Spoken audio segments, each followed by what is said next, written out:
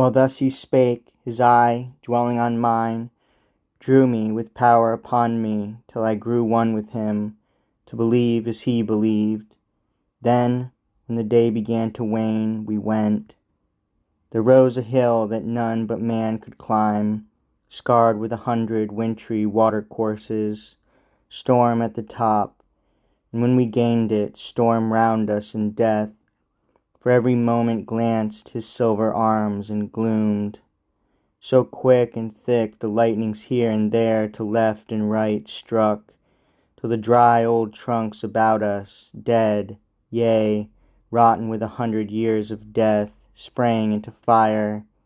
And at the base we found on either hand, as far as eye could see, a great black swamp, and of an evil smell, part black, part whitened with the bones of men, not to be crossed, save that some ancient king had built a way, where, linked with many a bridge, 1,000 piers ran into the great sea. And Galahad fled along them bridge by bridge, and every bridge as quickly as he crossed sprang into fire and vanished, though I yearned to follow. And thrice above him all the heavens opened, and blazed with thunder such as seemed shoutings of all the sons of God. And first at once I saw him far on the great sea, in silver shining armour, starry clear, and o'er his head the holy vessel hung, clothed in white samite, or a luminous cloud. And with exceeding swiftness ran the boat, if boat it were, I saw not whence it came. And when the heavens opened and blazed again roaring, I saw him like a silver star. And had he set the sail, or had the boat become a living creature clad with wings? And o'er his head the holy vessel hung, redder than any rose, a joy to me, for now I knew the veil had been withdrawn. Then in a moment, when they blazed again opening, I saw the least of little stars down on the waste, and straight beyond the star I saw the spiritual city and all her spires and gateways in a glory like one pearl, no larger, though the goal of all the saints, strike from the sea. And from the star there shot a rose-red sparkle to the city, and there dwelt, and I knew it was the Holy Grail, which never eyes on earth again shall see. Then fell the floods of heaven drowning the deep, and how my feet recrossed the deathful ridge no memory in me lives. But that I touched the chapel doors at dawn I know, and thence taking my war horse from the holy man, glad that no phantom vexed me more, returned to whence I came, the gate of Arthur's wars.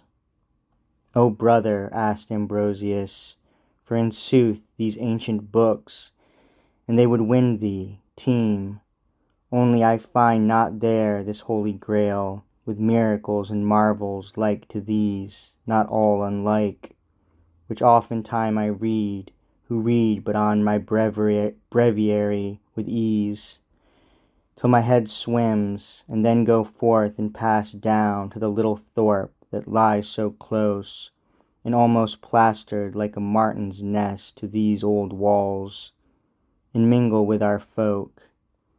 And knowing every honest face of theirs as well as ever shepherd knew his sheep, and every homely secret in their hearts, delight myself with gossip and old wives, and ills and aches and teethings, lyings in, and mirthful sayings, children of the place, that have no meaning half a league away, or lulling random squabbles when they rise, chaffering and chatterings at the market cross. Rejoice, small man, in this small world of mine, yea, even in their hens and in their eggs.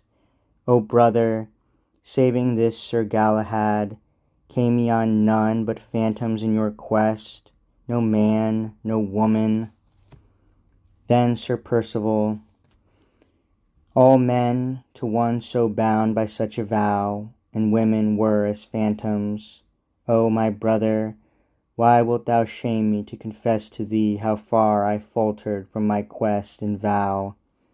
For after I had lain so many nights abed made of the snail and eft and snake and grass and burdock, I was changed to wan and meagre, and the vision had not come. And then I chanced upon a goodly town with one great dwelling in the middle of it. Thither I made, and there was I disarmed by maidens each as fair as any flower. But when they led me into hall, behold, the princess of that castle was the one, brother, and that one only, who had ever made my heart leap. For when I moved of old a slender page about her father's hall, and she a slender maiden, all my heart went after her with longing. Yet we twain had never kissed a kiss or vowed a vow, and now I came upon her once again, and one had wedded her, and he was dead, and all his land and wealth and state were hers. And while I tarried, every day she set a banquet richer than the day before by me. For all her longing and her will was toward me as of old, till one fair morn, I walking to and fro beside a stream that flashed across her orchard underneath her castle walls, she stole upon my walk, and calling me the greatest of all knights, embraced me, and so kissed me the first time, and gave herself and all her wealth to me. Then I remembered Arthur's warning word, that most of us would follow wandering fires, and the quest faded in my heart. Anon, the heads of all her people drew to me, with supplication both of knees and tongue. We have heard of thee, thou art our greatest knight, our lady says it, and we well believe. Wed thou our lady, and rule over us, and thou shalt be as Arthur in our land.